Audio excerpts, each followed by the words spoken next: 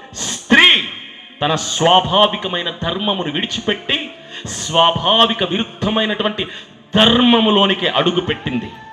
పురుషుడు తన స్వాభావికమైనటువంటి ధర్మమును విడిచిపెట్టి స్వాభావిక విరుద్ధమైనటువంటి ధర్మములోకి దిగి ఏమయ్యాడు తెలుసా?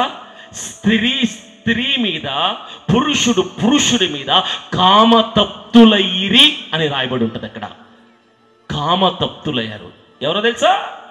ఒక ఆడపిల్ల ఇంకొక ఆడపిల్ల దగ్గరికి వచ్చి, నువ్వు సూపర్గా ఉన్నావు, ఐ లవ్ యూ, నన్ను పెళ్లి చేసుకుంటావా అంటే ఎంత దరిద్రంగా ఉంటుంది అది.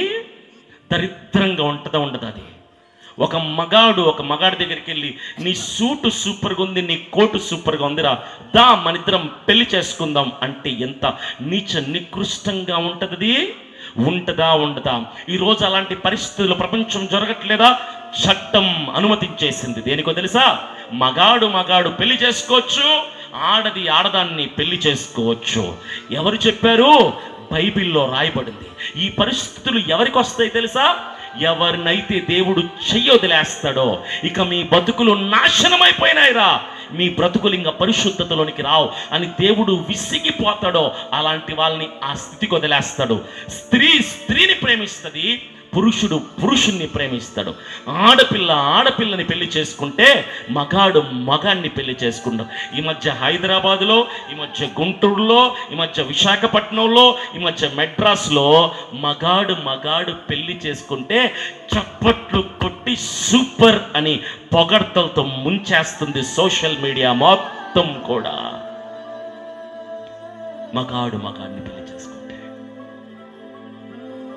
ఆడదాన్ని పెళ్లి చేసుకుంటే వావ్ గ్రేట్, ఎంత గొప్ప మనసు మీది అని వాళ్ళని పొగడ్తలతో ఎక్కడ బతుకుతున్నామో తెలుసా మనము?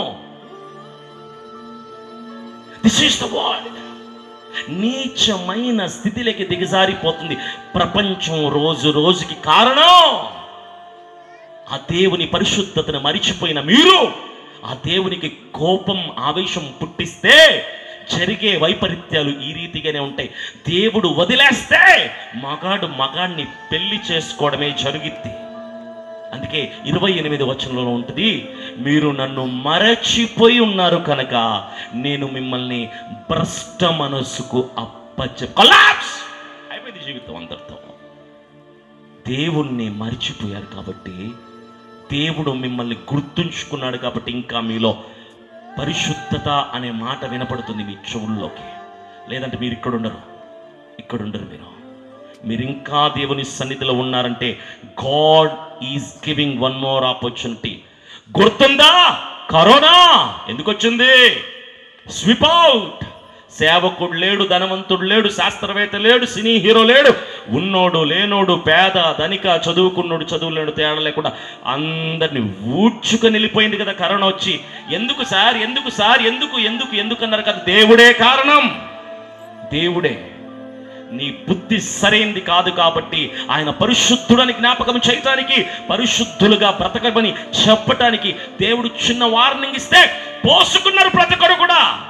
కరోనా దెబ్బకి ప్రతి ఒక్క పెద్ద పోటు మొగాళ్ళు కూడా ఇంట్లోకి వెళ్ళి గాజులు చేతులకు వేసుకున్నట్టుగా తలుపులు వేసుకుని బతికేశారు కదా. మర్చిపోయారు రోజులు? బతికేసమలేదా? ఆ రోజులు ఎందుకు వచ్చాయి తెలుసా? నేనున్నాను అని దేవుడు జ్ఞాపకం చేయడానికి ఆ స్థితినిచ్చాడు. నేను పరిశుద్ధునిరా, మీరు పరిశుద్ధులుగా ఎప్పుడు మారుతారు అని చెప్పడానికి దేవుడు ఆ స్థితినిచ్చాడు. ఇంకొకసారి కనుక అలాంటి వైపరీత్యాలు వస్తే భూమి మీద నువ్వు ఉండవు, నేనుండవు, ఒకప్పుడు ఇలా ఉండేది అని చెప్పుకోవడానికి పనికి వస్తుంది భూమి. అంతే.